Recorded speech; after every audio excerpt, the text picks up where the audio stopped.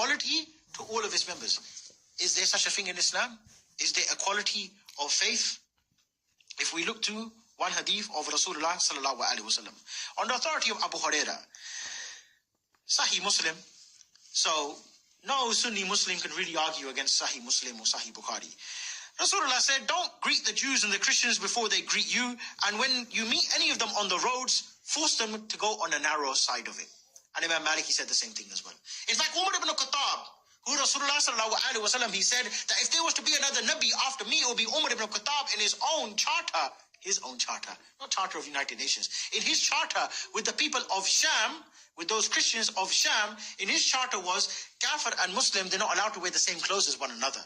If the Muslim, he comes out on the day of Eid and he sees Kafir with nice clothes, the Kafir has to take his clothes off and give it to the Muslims. The Kafir, when he walks inside the street, he has to wear a red belt around his neck and he has to have his forehead shaved and he has to wear two shoes which are different from one another. He's not allowed to, and he's not allowed to walk on the pavement. He has to walk in the middle of the road and he has to ride on a mule. And that's only for the adults, not for the children. And you can see how Islam would make the child become a Muslim. The kafir, or the child growing up in a state of kufr, he will turn to Islam. Why? Because the child will be walking along with his dad. He say, Dad, yeah, why you got your forehead shaved? I don't know whether these Muslims, they make me do it. Why you got to walk? Why can't you ride the animal? Like the Muslims, they ride the animal like this. Why are you walking with both legs dangling on the side of the donkey? Why is it every time the Muslim comes to you, he asks you for your clothes, you give it? Why is it every time he tells you to get down from the horse, you have to take it? And not only that, he said the kuffar, they can have their churches. They can have their churches, but they're not allowed to ring the bell.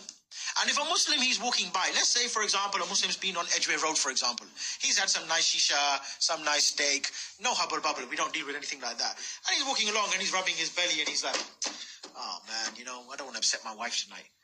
What he can do, he can go to the church, knock on the door. John, let me in. Okay, no problem.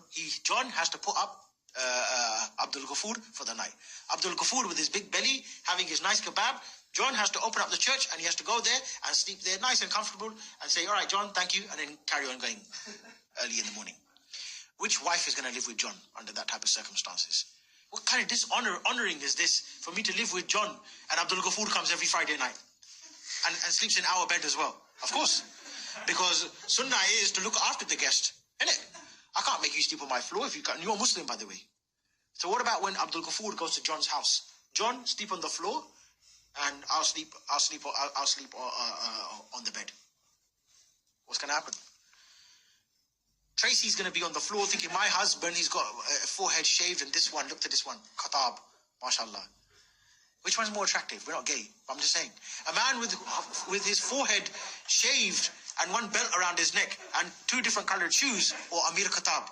Amir Khattab, we're talking about here now, with that nice Chechen hat, big beard, a bit to the side, yeah? And he's got the badges there, la ilaha illallah, la ilaha illallah, yeah? And he's got a big gun, and he's got a big camouflage jacket on, nice boots, gloves as well.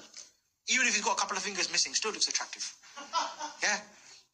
What's Tracy gonna do? John's in for a problem. He just let him in for a kebab, he lost his own wife as well.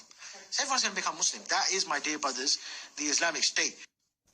Between you people, don't talk to me that way. You're just a lightweight. Don't